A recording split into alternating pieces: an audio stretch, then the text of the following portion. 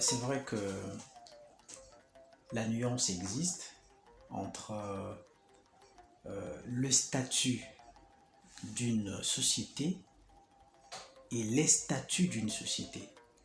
Cette question nous revient tout le temps.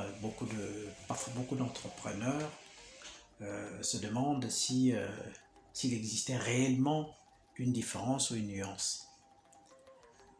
Alors, le statut renvoie logiquement à la forme juridique d'une entreprise.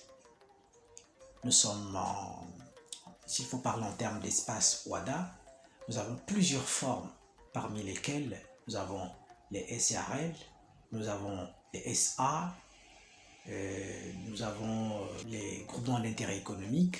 Ce sont des formes que l'on retrouve en ce qui concerne nous autres membres qui faisons partie de l'espace WADA. Donc ça, c'est ce qu'on appelle par les formes juridiques qui renvoient à la notion du statut juridique d'une société ou des sociétés.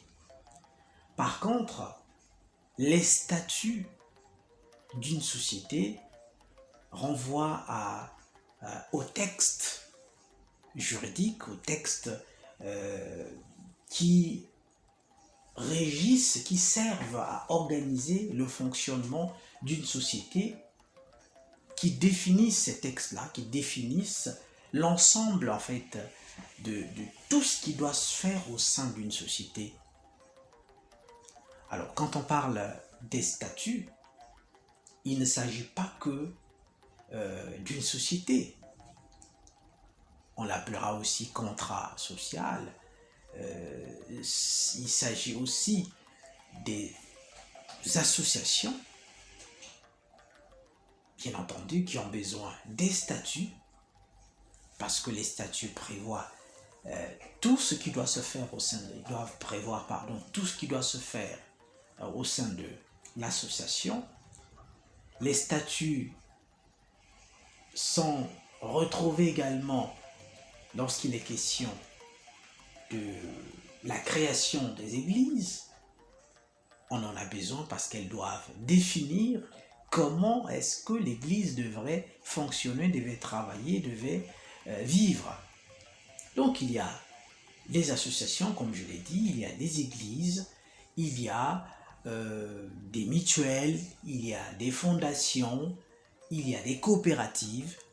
Alors tout ça, vous voyez, le socle, la base de tous ces groupes-là, ce sont les statuts.